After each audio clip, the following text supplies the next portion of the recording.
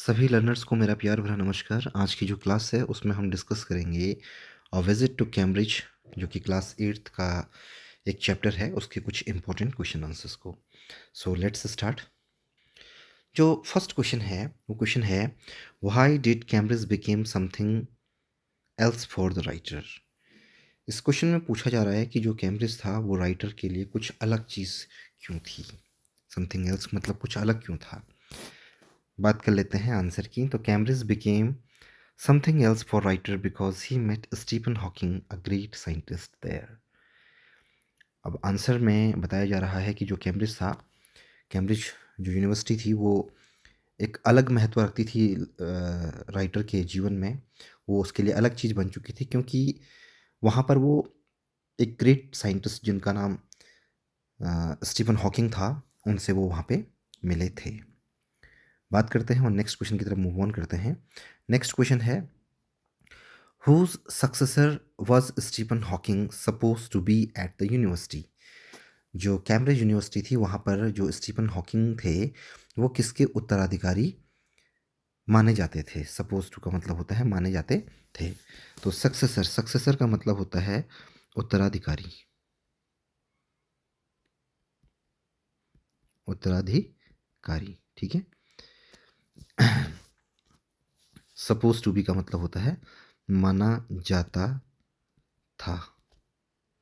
Answer की बात कर लेते हैं। Stephen Hawking was supposed to be the successor of Isaac Newton at the university। Cambridge university के अंदर स्टीफन हॉकिंग को सर आइजक न्यूटन का उत्तराधिकारी मान लिया गया था, माना जाता था, ठीक है। आगे बढ़ते हैं और नेक्स्ट क्वेश्चन की तरफ मूव ऑन करते हैं।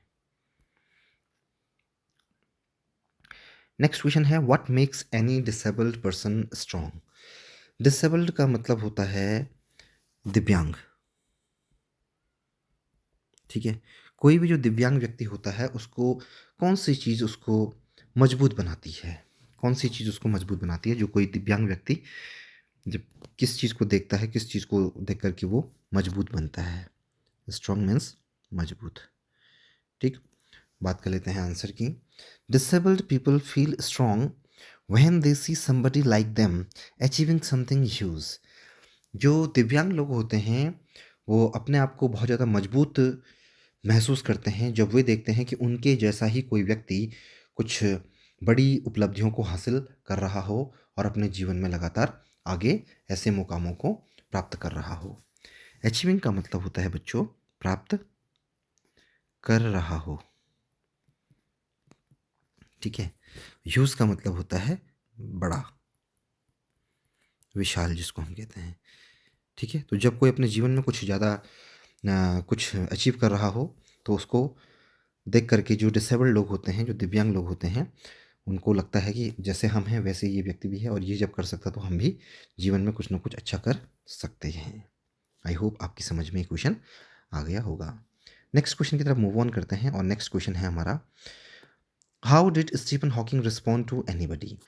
स्टीफन हॉकिंग किस तरीके से किसी भी व्यक्ति को जवाब देते थे, किसी भी व्यक्ति को वो रिस्पॉन्ड करते थे। रिस्पॉन्ड का मतलब होता है जवाब देना, जवाब देना उसको बोलते हैं रिस्पॉन्ड।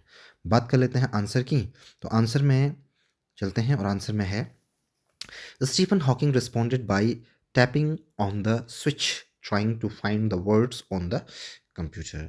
स्टोरी में हमें बताया गया है कि स्टीफन हॉकिंग साहब की पूरी बॉडी जो थी वो पैरालाइज्ड थी और उनका ब्रेन और हल्की सी एक फिंगर उनकी काम करती थी। तो वो उस फिंगर से ही स्विच को टैप करते थे और कोशिश करते थे कि कोई वर्ड उनको मिल जाए ताकि वो कंप्यूटर स्क्रीन पर टाइप कर सकें। तो इस तरीके से वो लोगों को जवाब दिया करते थे। नेक्स्ट क्वेश्चन की बात करते हैं। नेक्स्ट क्वेश्चन है, with what disease was author suffering. जो ऑथर लेखक हैं वो किस बीमारी से जूझ रहे थे। सफरिंग का मतलब होता है पीड़ित थे, पीड़ित, सफरिंग पीड़ित थे या जूझ रहे थे, जूझ रहे थे। तो जो ऑथर हैं हमारे, ऑथर का मतलब होता है लेखक, लेखक हमारे किस बीमारी से यहाँ पे जूझ रहे थे। The author was suffering from brittle bones, मतलब हड्डियों से संबंधित एक बीमारी है जिससे कि वो परेशान थे और उस बीमारी से ये पीड़ित थे। अब नेक्स्ट क्वेश्चन की तरफ चलते हैं और नेक्स्ट क्वेश्चन है, I could feel his anguish. I could feel his anguish, और एंग्विश का मतलब होता है पीड़ा। मैं उनकी पीड़ा को महसूस कर सकता हूँ। What was the anguish that the writer could feel. कौन सी ऐसी पीड़ा थी जिसको कि राइटर फील या महसूस कर सकता था। बात कर लेते हैं आंसर की। The writer could feel the anguish of Stephen Hawking when he replied to each of narrator's questions. तो जो राइटर था वो स्टीफन हॉकिंग के उस दर्द को महसूस कर सकता था when he replied to each of narrator's questions by tapping on the switch and finding words on computer that also would leave him exhausted as that was the only moment he had in his body. एकमात्र शरीर का अंग जो उनका काम करता था वो था उनका एक उंगली, जिस उंगली से वो कंप्यूटर की स्क्रीन को टैप करते थे, और काफ़ी दिक्कत होती थी उनको वर्ड्स को ढूंढने में ताकि वो सामने वाले को जवाब दे सकें। कई बार बहुत देरी हो जाती थी, फिर भी वो लगातार कोशिश करते थे कि मैं सामने वाले को किसी भी तरीके से परेशान न करूं, और ये एकमात्र मोमेंट उनकी बॉडी में देखने को मिलता था। बाकी पूरी की पूरी बॉडी जो थी वो पैरालाइज्ड थी। तो यहाँ पे एक बार फिर से इस क्वेश्चन के आंसर को देख लेते हैं। The writer could feel the anguish of Stephen Hawking, कि जो लेखक था वो स्टीफन हॉकिंग के दर्द को महसूस कर सकता था।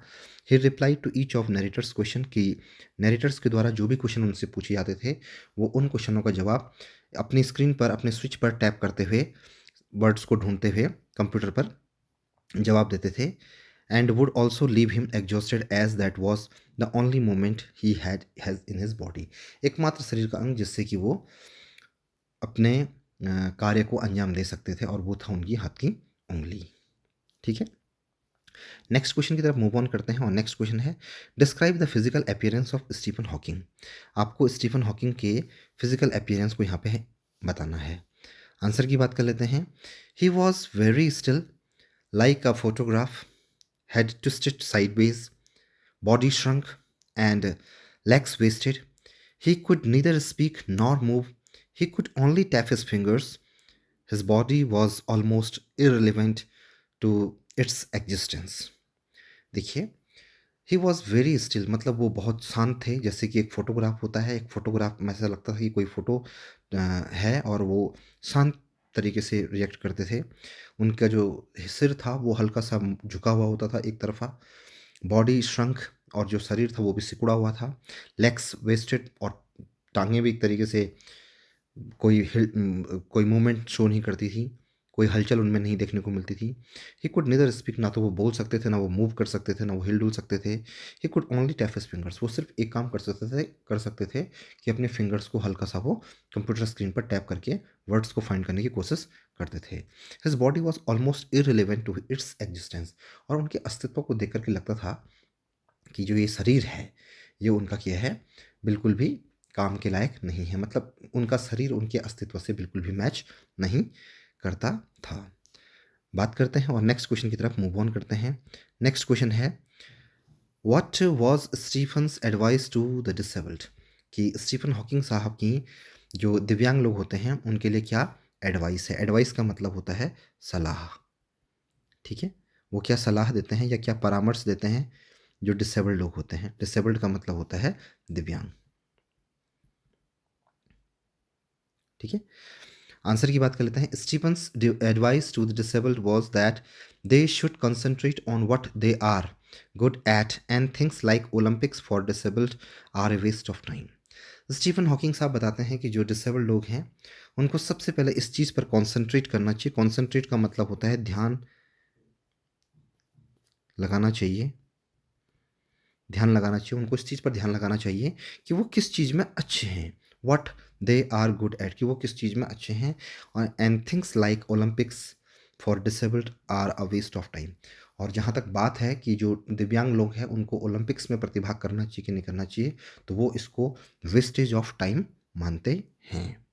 ठीक है, उनका मतलब कहना ये था कि जो दिव्यांग लोग हैं उनको ओलंपिक्स की तरफ ज़्यादा ध्यान नहीं देना चाहिए, बजाय उसके कि वो इस चीज़ पर ध्यान दें कि वो किस काम को बेहतर करते हैं, बेहतर जानते हैं, और उसी इंटरेस्ट को, उसी अभिरुचि को वो अपने जीवन में आगे बढ़ाएं। तो आज के लिए इतना ही। Thank you for watching the class. If you are getting some knowledge. So please do like, share, and subscribe. Thank you.